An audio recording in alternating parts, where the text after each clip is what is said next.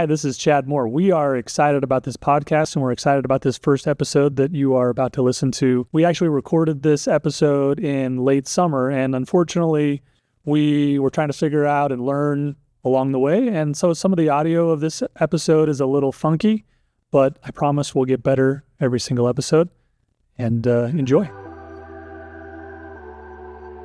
Actually creating a better fabric for the community that shopping center existed in was so cool to me.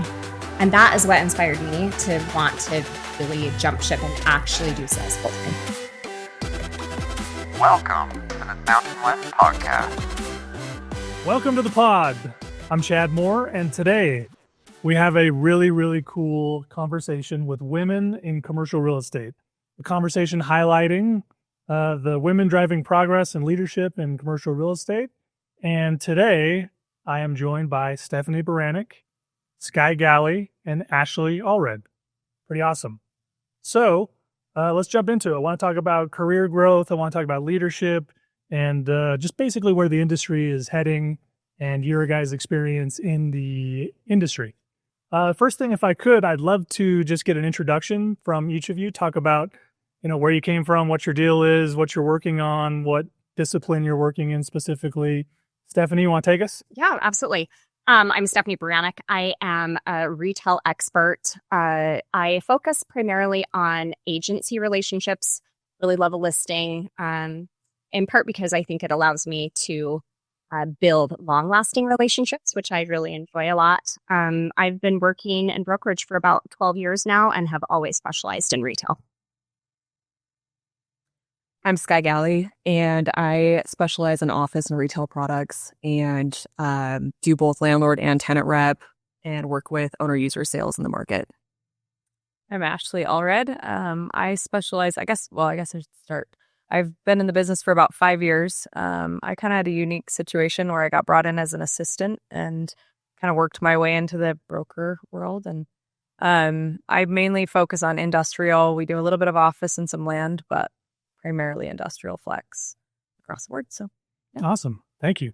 So I guess my first question is, what inspired you guys to get into commercial real estate? Ooh, can I take this one to start? I want to piggyback on what Ashley had to say. I'm not sure that I think starting out as an assistant is all that unique for women in commercial real estate. That's how I started as well. I kind of played around, and actually I started as a receptionist when I was 19 going to college for a little boutique firm. Yeah. And kind of moved around and ended up getting my license and worked as an assistant. And then my two business partners threw me out of the nest and said, we think you're going to be really good at this. But the one kind of core memory I have that was really inspiring to me was working with some guys at another brokerage firm that specialized in shopping center leasing throughout the United States. Watching these guys work and brainstorm and put together this merchandising mix that wasn't just, I don't know, for lack of a better term, like filling holes like a dentist, but actually creating a better fabric for the community that shopping center existed in was so cool to me. And that is what inspired me to want to really jump ship and actually do sales full time. Oh, that's cool. Yeah. Mm-hmm. That was it for me. Yeah. I think you're right, though. I think a lot of women, I feel like that's kind of the trend. And honestly, at least for me, I feel like it worked well in establishing a foundation. I don't know if I would have been I wouldn't be the same broker right now as I was, had I been thrown into brokerage. I think not that I would have lost motivation, going into it, but having a little bit of that, guidance and being able to learn all the ins and outs from start to finish of, a transaction or, getting a client or whatever it might be. I feel like that really helped me understand. I got a bird's eye view. And I think sometimes, at least for me, learning how something's done first, watching somebody do it and then doing it later, I think that set me up for success. My background is so different. It was complete 180 for me, and I didn't have any real estate experience prior to that. So you just jumped 2 feet in? Oh, baptized by fire. That's And you told me the story That's very previously, but tell us when you got into commercial real estate, which is, I think, really interesting. So my first day on the job was March 1st of 2020. Oh my gosh, Skye. Yeah, I was really bad. I literally started cold calling people, and like within 2 weeks of starting the job, everyone was like, have you seen the news? Like, do you know what's going on? Why are you calling me? And of course, I knew what was going on with COVID and everything. And I actually had heard about rumors prior to starting at real estate. I used to work for a local clothing retailer. And so I had heard about some of our warehouses in China being shut down temporarily. And I think there probably should have been some red flags at that point. But I just didn't really connect the dots. I thought it would be like swine flu or something. And so I like started this industry and was learning something new while everyone else was learning something new.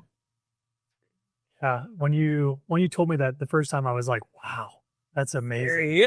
I mean, that is the worst. I would venture a guess that if there were 100 people that started, like your contemporaries that started that same time, I bet less than 10 are still in this industry. For sure. Oh, I agree with that 100%. I mean, I remember the recession of 2007, 2008, thinking that was a really big deal. That was a big deal. Also, if you were young in the brokerage industry and, you know, you had been living high on the hog, so to speak, prior to that, right? And the deals just came easily. And I think that there were a lot of folks that just couldn't handle it. And so I do think that having to pivot in the middle of a crisis like that just provides the most incredible work ethic. So it was really scary. Yeah.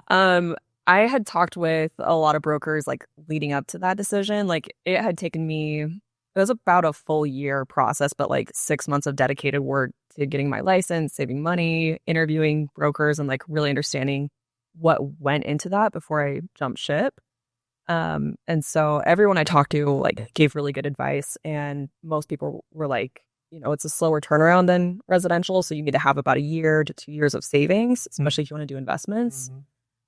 And so I fortunately had enough savings, and it actually got down to the wire. Like month 18, I woke up that first day of the month and was like, if I don't close this deal, I'm done. I have to go back and beg for my job. What were you doing before?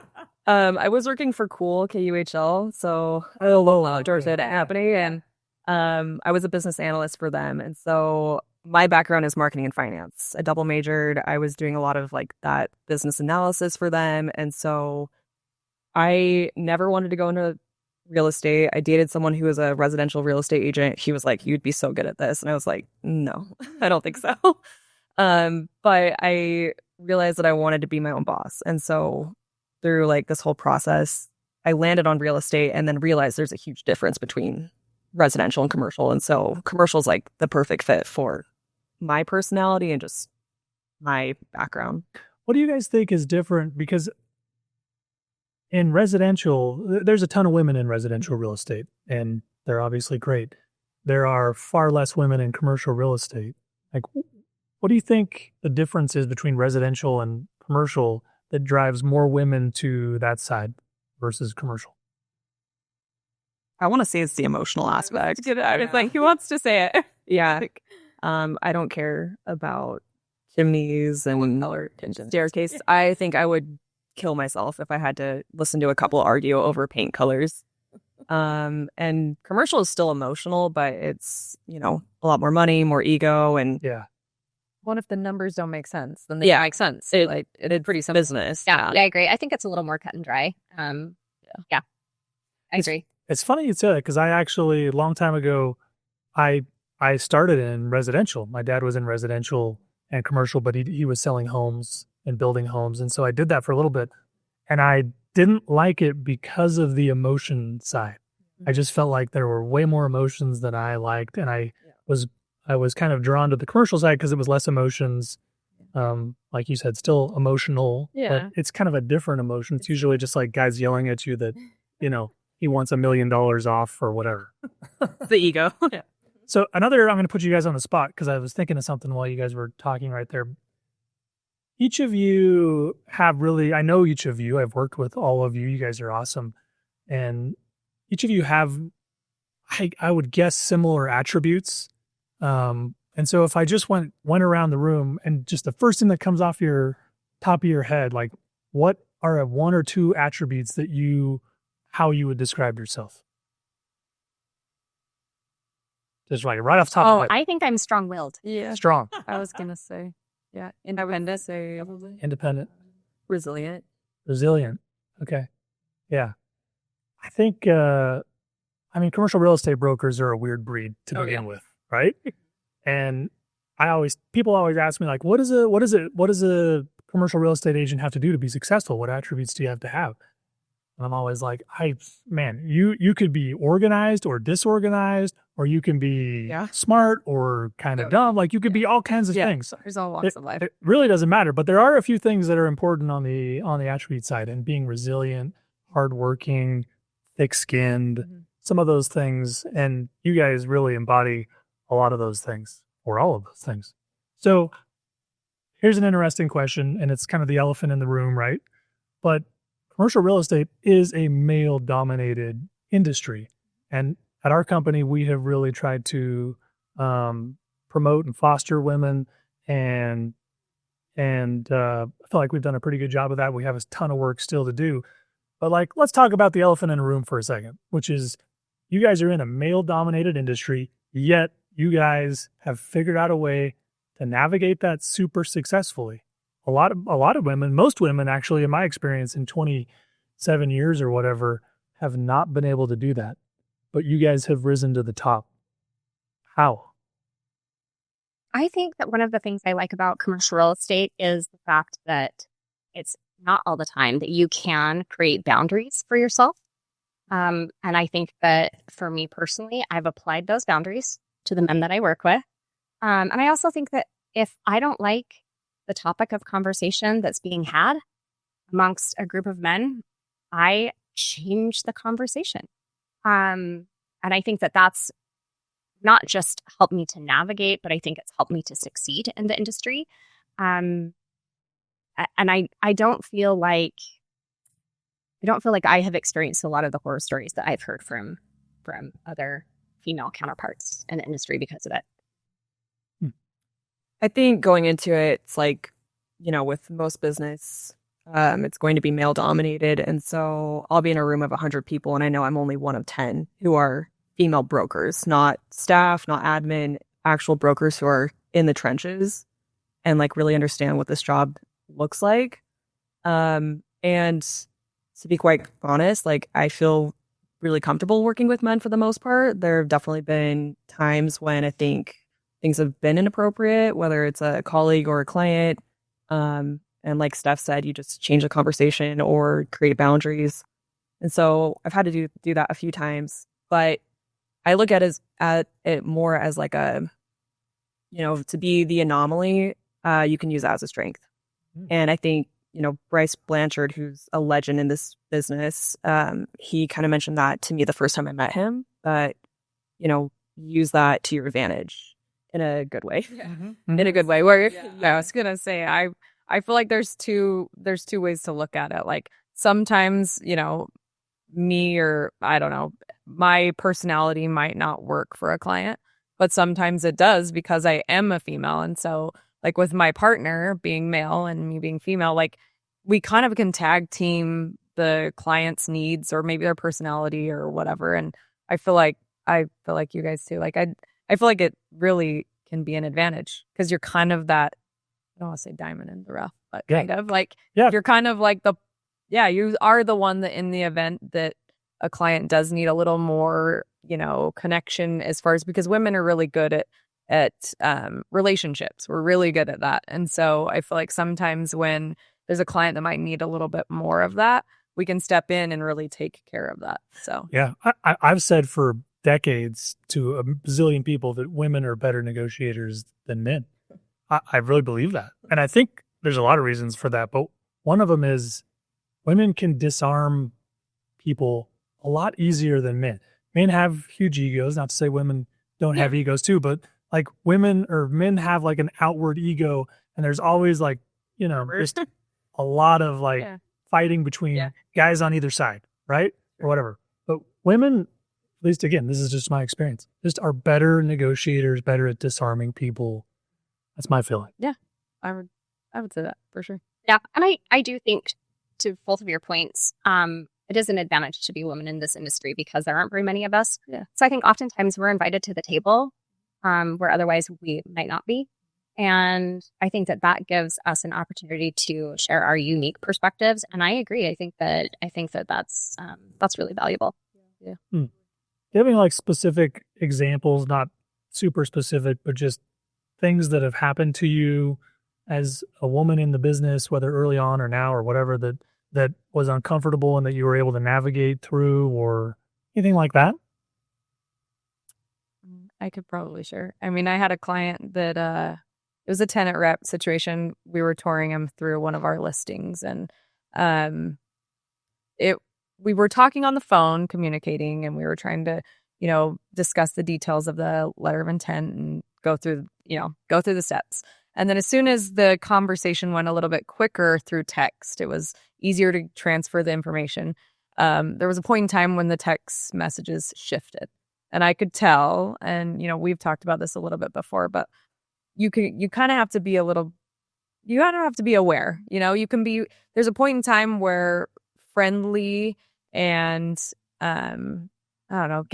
being friendly and attentive to the relationship and developing that trust.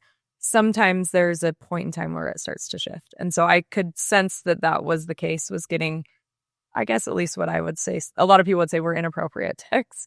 It just went straight to business. And so I just kind of navigated it that way and, just immediately shut it down. Yeah, exactly. I didn't address it. I didn't say, hey, that's inappropriate. You shouldn't be talking to me like that. I didn't get defensive. Right. I just didn't acknowledge it. And I just went straight to what the business was, like the information I needed. So, and that seemed to at least dissipate it. So, person got the message on the other side. Yep, he did. Skye, do you have anything you want to add to that? I might have a hot take. Hit it. I just feel like in those kind of situations, it's really hard being a woman. It's almost like a lose-lose because, part of you like wants to call out the bad behavior where it's like, this is super inappropriate. So, screw you this or whatever. And then I feel like there's also like people-pleasing tendencies where you're like, I can't really address it. Like you're almost forced to not acknowledge it. Yeah. Because I think it like, men can sometimes be sensitive, and if you shut them down, I just feel like you could lose business. There's that fear. It's a bad, something like spread. It'll get defensive either way. Yeah. Interesting. Yeah. Yeah. So it's like you kind of have to like tiptoe around those situations, which is just, it sucks. Yeah, it definitely is not cool and sucks. But also, you guys are unique in that you have mastered, in a way, the art of navigating that. Yeah. I think I mentioned that I really like boundaries. I also think that I have the advantage of working for or with the same guys essentially my entire adult life, both of whom are conservative, happily married. And so I think that the professional partnership I've created with them intrinsically had these really great boundaries. They've always been super professional with me and vice versa. And so I think that if there were ever a hard situation, I could lean on them to support me a little bit. Yeah. And knowing that I have that has been really helpful. And not to say that I need to run to my professional brothers, so to speak, when something gets tough. But I think because I established that, because I work with a team of folks, that I think in the industry are kind of known for being, pretty buttoned up. Yeah. I think that's helped me avoid some of these situations that a lot of us women find ourselves in. Yeah. That's been helpful for me, at least. Yeah, I think. I mean, finding a mentor is big, right? For sure. I always tell people, if you can get a mentor, the earlier you can get a mentor, the better. And obviously that applies to all of us and to you guys, but particularly for women, I think it seems really important to find a mentor who supports you and has your back and all that kind of stuff. Yeah, I totally agree with that. Because like there's times where I go to Rand and I'm like, hey, will you come on this tour with me? Or like, Yeah. Because it's like, at least for us, like we can tour some pretty nasty industrial buildings and you never know what's inside. And I'm not going to lie, I'm okay. Like, Might be packing a gun. and will you bring your gun? Yes, might be. Not sure. But like, She has an AK-47. yeah. I like that. I think it's kind of like in marriage, right? They tell people to like, build a partnership and be friends and stuff. Like, I feel like Rand's kind of like the big brother that I always needed. And so I'm like, hey, I can lean on him when I need him and ask him questions. And it goes back to that mentorship. So I think it works well together. Here's an interesting question. How do women interact with each other in commercial real estate? Biggest thing. I mean, I get a lot of times I get the like women power emails that are like, yes, women, we need to stick together. Each other. And I'm not really that one. Like, I don't wear that It's mantra like, on my I'm here to do sleeve. So deals. I'm like, I don't care if you're a woman or a man. Yeah. That's how I feel too. Yeah. My mom was in business, and just being a different generation, I think she kind of has more of that mentality of like, us women need to stick together. Yeah. Because she has literally been discriminated and like was passed up on a promotion because her boss said, you're going to start a family and you're not capable of doing both. And so I think, hopefully times have changed and I've seen that in my career, but I always try to rest on, my merit and look at other people of, what are you capable of? What do you bring to the table? I don't care who you are. It's just, are you capable or not? Yeah. Mm-hmm. Yeah. But it's really unfortunate that For sure. previous generations had to go through that in order to allow us to, Oh, for sure. be able to do well and succeed in this business. Yeah. Nice. So switching topics here, where do you guys see yourself in 5 years from now? Obviously, you're doing what you're doing. You're successful. What do you see for yourself personally over the next 5 years? And what things do you want to accomplish in the business? Well, I can say at least for me, somebody told me once, and I can't remember who it was. It might have actually been, maybe. Oh, this is going to be bad. This is going to be bad. No, I think I was like, it was probably right when we came over from another brokerage, but you had said that most people, if they can make it 10 years in the business, they'll make it the rest of their career. Yeah. So I've got 5 more years. So We got a that's good my start. plan. My plan is to make it 5 more years. You're so going to be here in 10 so I can There's no doubt make about sure I'm still doing it in 10 years. So that's mine. that. Awesome. I think something that's really common to see within the business is eventually brokers will start investing in their own deals.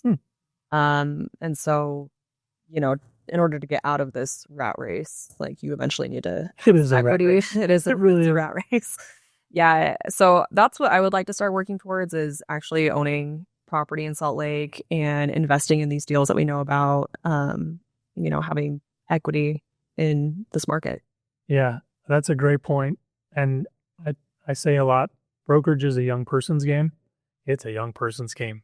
I mean, I'm old, relatively speaking. I think you get into your 50s, 60s, is a tough business to be in. So you want to get in, you want to go hard, you want to make money, you want to invest in your own deals or whatever, and have the flexibility to get out when you're older. Yeah. I mean, I foresee 5 years from now being in the same place Skye is. I think that, that's definitely my intent as well. But I also think too, being in a place where I can pick and choose the folks that I want to work with and the deals that I want to work on. I think that I'm curious about success maybe in a way that's slightly different than a lot of other folks. Don't get me wrong. A deal is a deal, and I definitely am here to make some money. But I also am very invested in the community, I think in part because retail specifically is public facing, right? And so creating something that I can drive by and say, I did that and it's really cool. And I did something that made a neighborhood better. That's very exciting to me. So I think for me, being able to simply cherry pick the stuff I want to work on, ideally in 5 years, that's where I'd like to be. That's great. Yeah. And on that same vein, what cool projects are you guys working on right now? Or what cool projects are you about to work on or anything like that? Or have worked on?